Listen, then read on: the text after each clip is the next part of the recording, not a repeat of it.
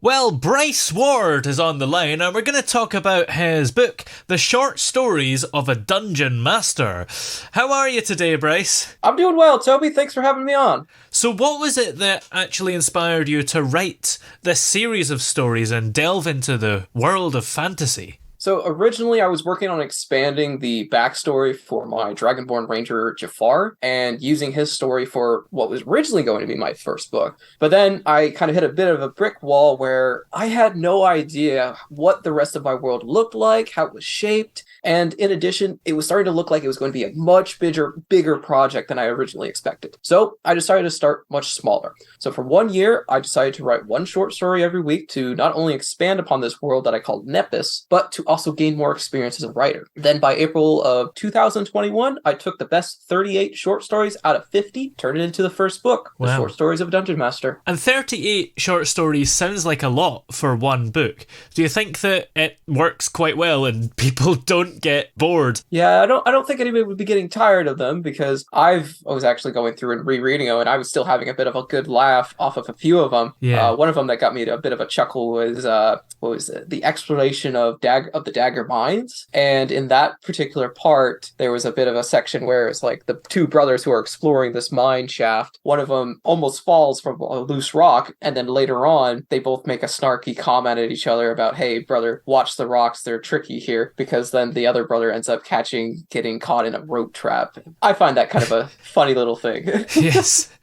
So, what was the process of creating the unique characters and realms in the book? So like I said, for the short stories of Dungeon Master, I wanted to expand upon the world of Nepis and practice different writing styles to kind of find my voice. So, for example, I would ask myself questions like, where could a cult find new people to add to their ranks?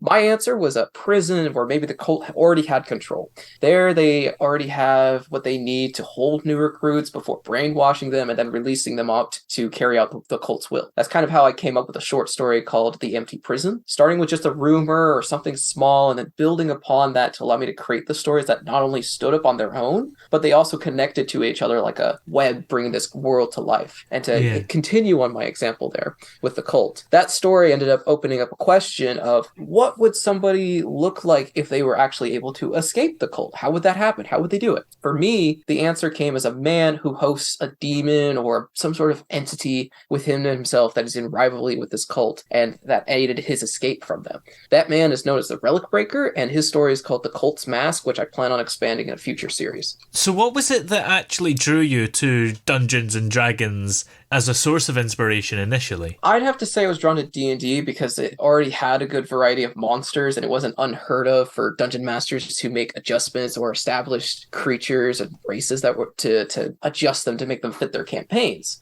So, for example, in D&D, Dragonborn don't have tails. However, in my world, I tweaked it so they do have tails. While I don't use the same backstory for the Dragonborn race, I do give them that same determination to be extremely self-reliant, which unfortunately makes it hard for them to seek out help from others, as to them it feels like a sign of weakness. That's a challenge I actually faced in my own life, being able to admit when I was in over my head and ask for help. That's why I was so drawn to the Dragonborn race, and I made my first character Jafar basically a representation of myself in that way. And how did you pick the name for Jafar? Because when people think of that name, they probably think of Jafar from Aladdin, right? Oh, really? I didn't even realize that was from Aladdin. Right. Oh, man. I don't know. I just kind of liked the sound of it, and I wrote out Jafar Firmclaw. That was his full name, and it just seemed to fit. So I didn't really have any outside influence on that one. Yeah.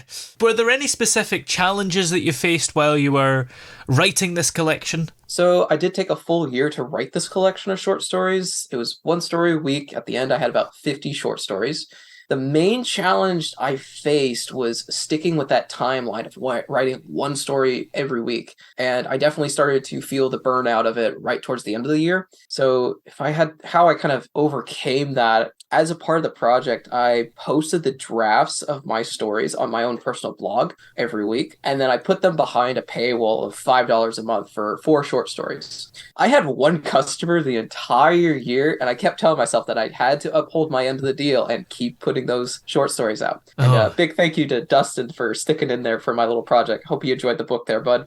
Yeah, that's interesting, because most people would maybe just not bother if it's just for one person, but I suppose you've got to give them what they paid for. Yeah, exactly. And I was like, I just had to keep going. I've kind of been this very ambitious type of person, at least that's what a lot of people keep telling me, because I often will start a project and I will stick through it to the end. That's a very common theme for me. Do you plan to expand on what you've already written? I mean, will there be another book of 38 short stories in the works? I don't know if there'll be another collection of short stories right away. I definitely want to expand upon Jafar's story as he travels across Nepis.